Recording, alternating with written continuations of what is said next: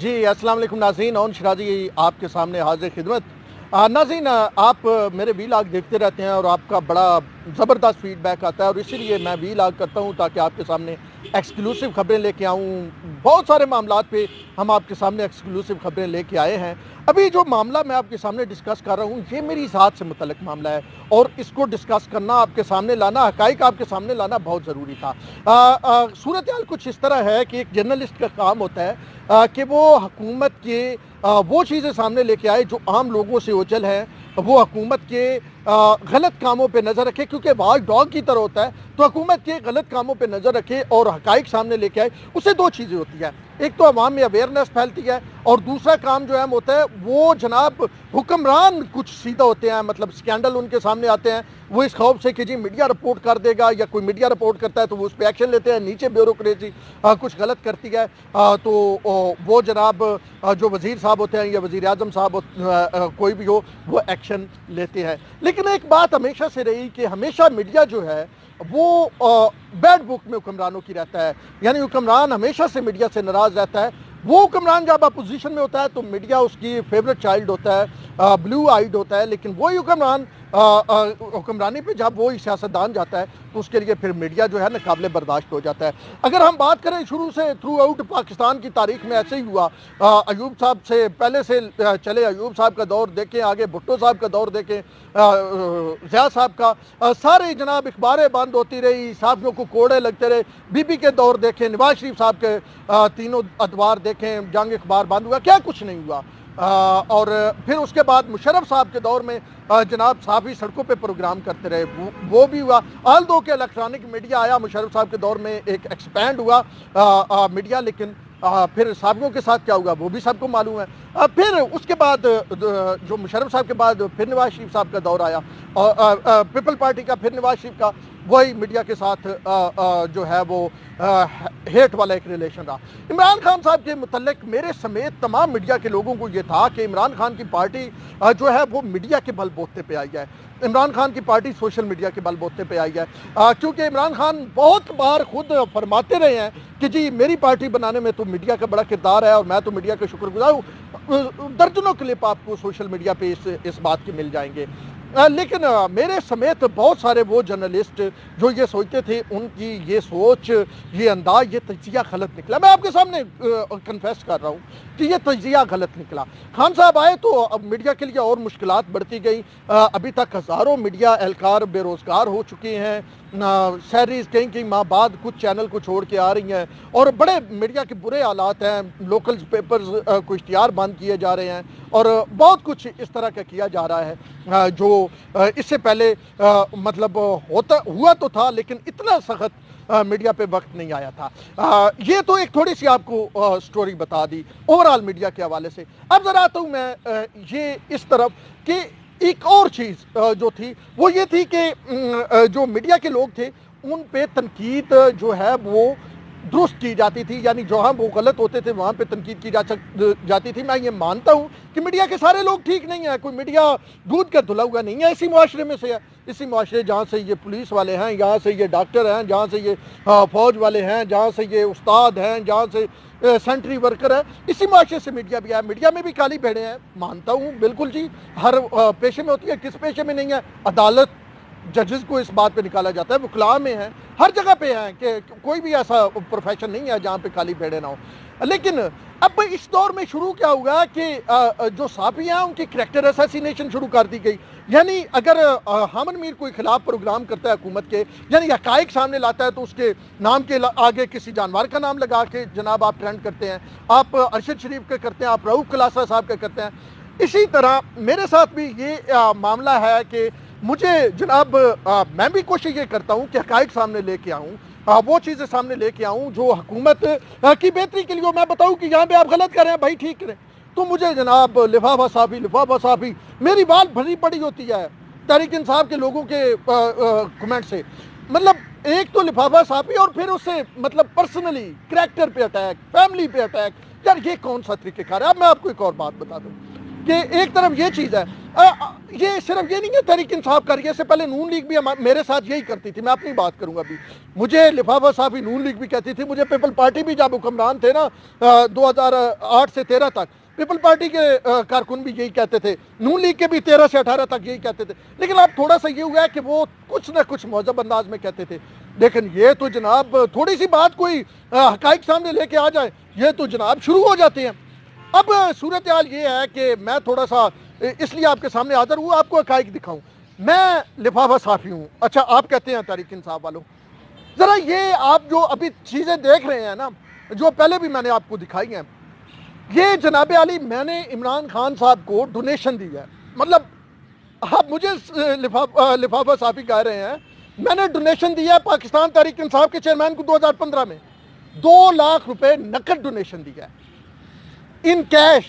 یہ جو آپ تصویریں دیکھ رہے ہیں نا، اس کی صورتحال کیا ہے میں آپ کو بتاتا ہوں کہ شوکت خانم کا اینول اس بار افطار ڈنر نہیں ہوا ہے. اینول افطار ڈنر ہوتا ہے پشاور میں ہوتا ہے، لاہور میں ہوتا ہے، اسلام آباد میں ہوتا ہے، سرینا ہوٹل اسلام آباد میں ہوتا ہے، اور میں شرکت کرتا ہوں اس میں خصوصی طور پہ ڈونیشن دینے کے لیے. اب ہوتا یہ ہے کہ پہلے آپ نے باہر پورا اندراج کروانا ہوتا ہے. وہ جو تصویریں آپ دیکھ رہے ہیں اس میں کہ وہاں پہ ڈیسک بنا ہوا ہے، اپنا نام وہاں پہ فل کرنا، آیا آپ چیک جمع کروانا چاہتے ہیں، کیش جمع کروانا چاہتے ہیں، وہ سارا آپ کا وہاں پہ ڈاٹا جاتا ہے. اس کے بعد پھر آپ آگے آتے ہیں. پھر ایک سٹیج، جس سٹیج کی آپ تصویریں دیکھ رہے ہیں، ایک سٹیج ہے. اس سٹیج پہ صرف اسی شخص کو وہ جا سکتا ہے، اس سٹیج پہ چڑھ سکتا ہے جس نے کوئی ڈونیشن دینی ہو. مطلب عام بندہ اسٹیج پہ نہیں جا سکتا. تو ڈونیشن میں نے 2 لاکھ روپیہ کیش میں دیا، اور وہ ساری ڈاکومنٹیشن بھی آپ دیکھ رہے ہیں جو ساتھ ہے. تو میں نے 2 لاکھ روپیہ دیا. اور ایک اور آپ کو مزے کی بات بتاؤں، یہ تصویر آپ دیکھ رہے ہیں، ایک اور تصویر بھی ساتھ آپ چاہ رہے ہیں، وہ آپ نظر آ رہا ہو عمران خان صاحب کے آفیشیل پیج کی تصویر ہے. غالباً 2 جولائی 2015 ہے جو. تو یہ 2 جولائی 2015 عمران خان صاحب کے آفیشیل پیج پہ میری اور عمران خان کی تصویر، عمران خان صاحب کے پیج کے یقینی طور پہ خان صاحب خود تو نہیں استعمال کر رہے ہوں گے، لیکن وہ چیزوں کی منظوری تو دیتے ہوں گے، ان کو دکھایا جاتا ہوگا یہ تصویریں لگا دیں، وہ اوکے تو کرتے ہوں گے. اس وقت تو وزیر اعظم بھی نہیں تھے، تو ان چیزوں کی طرف زیادہ ان کا دھیان تھا. 2015 کی بات کرو تو انہوں نے اوکے تو کی ہوگی عمران خان صاحب کے آفیشیل پیج پہ. ابھی آپ چلے جائیں عمران خان آفیشیل پہ 2015 کی یہ 2 جولائی کی تصویر ہے. اوپر لکھا ہوا ہے، ڈیٹ لکھی ہوئی ہے، جو بھی ڈیٹ ہے نا آپ چھوڑے، اب جو بھی ڈیٹ ہے اب وہ جا کے وہاں پہ سرچ کریں اور وہ تصویر دیکھ لیں. یعنی یہ تصویر جو میں نے ڈونیشن دی، ایک بار نہیں دی، یہ میں ایک بار کی تصویر آپ کو دکھا رہا ہوں. اور مقصد کو یہ نہیں ہے کہ یہ دکھانا کہ میں ڈونیشن دیتا ہوں یا جناب میں بڑا کوئی نیک بندہ ہوں. مقصد یہ ہے آپ کو یہ دکھانا کہ جو صحافی حقائق دکھا رہا ہو، آپ جناب جمعہ 8 دن نہیں ہوتے، آپ کو صحافت کا پتہ نہیں ہوتا. میرے خیال میں تو بہت سارے لوگ میچور ہوئے ہوں گے 2010 کے بعد، انہیں تو پتہ ہی نہیں ہوگا پیپل پارٹی نے 2008 سے 10 تک کیا کیا یا مشرف دور میں کیا ہوگا. پچھلے 10 سالوں میں تو آپ کے ہاتھ کی بورڈ آگے، اس کا مطلب ہے آپ جس کو مرضی اڑائی جائیں. اب آپ تھوڑا سا میں ایک اور بات ادھر کرنا ضروری سمجھتا ہوں اور فرض سمجھتا ہوں رؤف کلاسرا صاحب کے حوالے سے. رؤف کلاسرا صاحب میرے انتہائی قابل احترام شخصیت ہیں، اور میں ان کو صحافتی حوالے سے بڑا فالو کرتا ہوں، اور پاکستان کی ان جیت اور چند صحافیوں میں سے ہیں جو کھل کے بات کرتے ہیں، جن کی ہمیشہ سے حکمرانوں کے ساتھ نہیں بنتی ہے بھیا، چاہے وہ گیلانی صاحب ہو، راجہ پرویز اشرف ہو، نواز شریف ہو، یا جناب عمران خان صاحب ہو، ان کی حکمرانوں کے ساتھ نہیں بنتی ہے. وہ ہمیشہ حق بات کہتے ہیں، کھل کے بات کرتے ہیں، حکمرانوں کے سکینڈل سامنے لاتے ہیں، تو کہاں حکمرانوں سے ان کی بننی ہوگی. ایک عمران خان صاحب نے اپنے میڈیا ٹاک میں انہیں اینکروں کے ساتھ بلایا، اور پھر بعد میں جناب کہا کہ ان کو نہیں بلانا، یہ سخت سوال کرتے ہیں. رؤف کلاسرا صاحب اپنی جو ہے ملین سے زیادہ تنخواہ منتھلی لیتے تھے، وہ انہوں نے اسی وجہ سے ادارے چھوڑنے پڑے. انہوں نے کمپرومائز نہیں کیا. آفتاب اقبال صاحب جو آپ ٹی وی کے ہیڈ تھے، انہوں نے خود اپنے وی لاگ میں آ کے یہ بات کہی کہ رؤف کلاسرا صاحب اگر تھوڑی سی ہماری بات مان جاتے تو وہ کام کر رہے ہوتے وہاں پہ، لیکن رؤف کلاسرا صاحب نے نہیں کیا. اب رؤف کلاسرا صاحب کے خلاف ایک پروپیگنڈا چل رہا ہے، اور آپ صاحبوں کے خلاف اس طرح کے پروپیگنڈے دیکھیں گے حضور والا. اب رؤف کلاسرا صاحب، میں ویسے نا رؤف کلاسرا صاحب جب رؤف کلاسرا صاحب کو بھی برا لگے گا جو میں بتا رہا ہوں، لیکن یہ بتانا ضروری ہے، یہ بتانا ضروری ہے تاکہ حقائق سامنے آئے. میری جان، جتنی بہت سارے لوگوں کی منتھلی سیلری ہے نا، رؤف کلاسرا اتنا تو ایک ماہ میں کسی ایک غریب کی فیس دے دیتا ہے یونیورسٹی کی. اور لوگوں کو راشن دینا، لوگوں کو مسائل حل کرنا، لوگوں کے مطلب ہیلپ کرنا، فائنینشلی ہیلپ کرنا، اور بڑی تگڑی رقموں کے ساتھ ہیلپ کرنا. یار یہ رؤف کلاسرا کرتا ہے جی. اور میں یہ آپ کو بتاؤں کہ میں نے خود کلاسرا صاحب، اور کلاسرا صاحب کی کوشش ہوتی ہے کہ اگر وہ بائیں ہاتھ سے کریں تو دائیں کو نہ پتہ چلے، دائیں سے کریں تو بائیں کو پتہ نہ چلے. وہ پوری طرح اس بات کو، مجھے تو مطلب یہ جو چیزیں ہیں وہ لوگ 1 سال بعد کسی نے آ کے بتایا یار اس طرح میں مشکل میں تھا شیرازی بھائی، اس طرح کلاسرا صاحب کو میں نے ایک میسج کیا اور انہوں نے اس طرح میری ہیلپ کی، اس طرح میری فیس دی، اس طرح میری کتابیں، لوگوں کو رؤف کلاسرا نے لیپ ٹاپ لے کے دیے ہیں. تو مطلب جب بات کرتے ہیں پیچھے نہیں دیکھتے. آپ رؤف کلاسرا پہ جناب کوئی 2-4 کنال زمین کا الزام لگایا جا رہا ہے کہ جی وہ کوئی قبضہ مافیا بنے ہوئے ہیں. قبضہ مافیا اس طرح کا ہوتا ہے، یعنی رؤف کلاسرا جسے پتا ہو کہ وہ جس کا جو کہتے ہیں نا پنجہ، وہ حکم وقت کے ساتھ لڑا ہوا ہو، اور وہ آپ کا خیال ہے کہ وہ 2-4 کنال زمین پہ قبضہ کرے گا. اسے پتا ہے کہ وہ تو جناب اس کی کریکٹر اسیسینیشن کر دیں گے اور دبا کے رکھ دیں گے. تو اسی وجہ سے مجھے نہیں سمجھ آئی. اور دوسرا مجھے یہ بتائیں کہ رؤف کلاسرا جو پورا اینٹی حکومت لکھ رہا ہے، یعنی حقائق لکھ رہا ہے، تو پولیس یا وہاں کا ریونیو سٹاف یا ڈی سی یا ایس پی اس کے نیچے کہاں ہوگا؟ اس کی بات کہاں سنے گا؟ اس سے پتہ نہیں ہے کہ جناب یہ تو اینٹی ہے. اور آپ کی پنجاب میں حکومت کس کی ہے؟ اور جنوبی پنجاب کے حکمران وہاں پہ بیٹھے ہوئے، وہ رؤف کلاسرا کے بات وہاں پہ چلنے دے گا؟ تو مطلب ایک فرضی سی کہانی بنائی گئی. خیر یہ بھی یہاں پہ بات کرنی ضروری تھی کلاسرا صاحب کے حوالے سے. اور یہ میرے پہ ایک قرض تھا ایز اے جرنلسٹ، سچے اور حقیقی جرنلسٹ کے پیچھے کھڑا. اور میں نے رؤف کلاسرا صاحب کو کہا ہے، میں نے ویسے بھی لکھا ہے، میں کہا اگر خدا نہ خواستہ یہ کہا جائے کہ رؤف کلاسرا کے ساتھ ایک بندہ کھڑا ہے صرف، تو سب لوگ اگر کسی کو پتہ چلے، میں نے لکھا اپنی پوسٹ میں کہ کسی کو پتہ چلے کہ جی رؤف کلاسرا کے ساتھ صرف ایک بندہ کھڑا ہے، تو آنکھ بند کر کے سمجھ لینا وہ انس شیرازی کھڑا ہے. کیونکہ جو سچا ہے اس کے پیچھے کھڑے ہیں. مطلب ہم لڑ کس لیے رہے ہیں؟ سچائی کے لیے لڑ رہے ہیں نا. تو بھیا وہ بات رؤف کلاسرا صاحب کی طرف چلی گئی. خیر میں اپنی بات کر رہا تھا. تو بھائی یہ جو آپ بات پہ لفافہ والی کہانی شروع کر دیتے ہیں نا، کچھ حقائق دیکھ لیں. میں باقی تصویریں نہیں شیئر کر رہا، میں باقی تصویریں بھی شیئر کر سکتا تھا، لیکن میرا دل نہیں مان رہا یار میں کیوں تصویریں شیئر کروں. صرف یہ آپ کو یہ دکھانا تھا. یہ 2 لاکھ روپیہ اب مطلب میں نے یہ تصویریں پہلے فیس بک پہ اپلوڈ کی. اب ایک صاحب وہاں پہ کہہ رہے تھے کہ جی 2 لاکھ روپیہ کہاں ہے؟ سبحان اللہ جی. اب میری جان آپ کو پتا ہے کہ ویسے ایک بات بتا دوں، آپ کے کپتان جو ہے نا وہ پیسے کے بغیر سلام بھی نہیں لیتا ہے. آن لائٹر نوٹ بات کرتا ہوں، آپ کو بھی اس بات کا پتہ ہوگا. بہت سارے لوگ اس سے ملنا چاہتے ہیں لیکن نہیں مل پاتے تحریک انصاف کے. وہ جو ہے نا، جو آپ کو سٹیج نظر آ رہا ہے، اس سٹیج سے اوپر جانا ہے نا تو پہلے پیسے پکڑانے ہیں پھر اوپر جا سکتا ہے، اس کے بغیر کوئی نہیں جا سکتا. وہاں پہ ہزاروں کی تعداد میں لوگ ہوتے ہیں، تقریباً 1200-1500 لوگ اس ڈنر میں ہوتے ہیں، اس میں افطار میں. تو بھائی وہ پہلے پیسے ہوتے ہیں، پیسے کے بعد، اور اگر کوئی اوپر چڑھ بھی جائے، میں کیونکہ ریگولر شرکت کر رہا ہوں اور میں اس کا حصہ ہوں ڈونیشن دینے والوں کا، اگر کوئی چڑھ بھی جائے منچلاک صرف تصویر بنوانے کے لیے تو چڑھ تو جائے، لیکن جیسے ہی پتہ چلتا ہے اس نے پیسے نہیں دیا تصویر نہیں بنائی جاتی.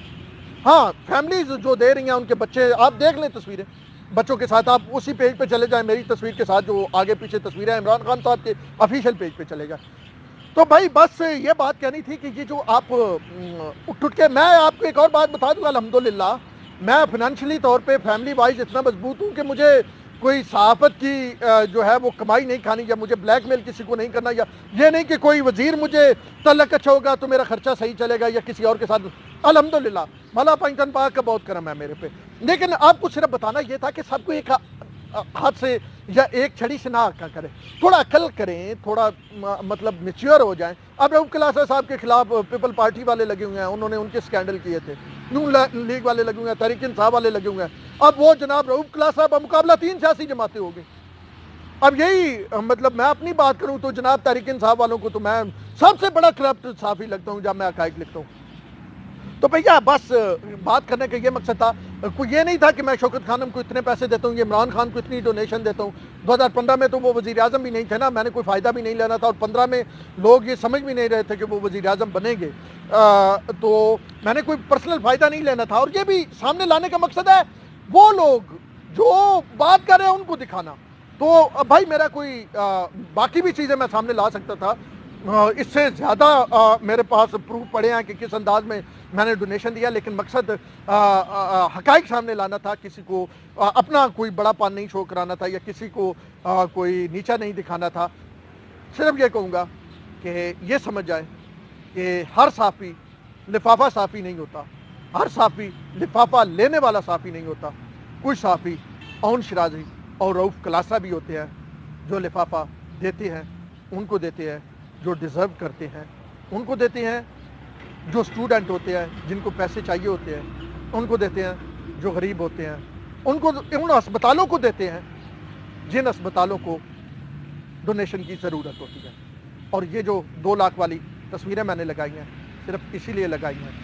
अब तक के लिए इतना ही। ओन शिराजी को दीजिए इजाज़त। अल्लाह ने के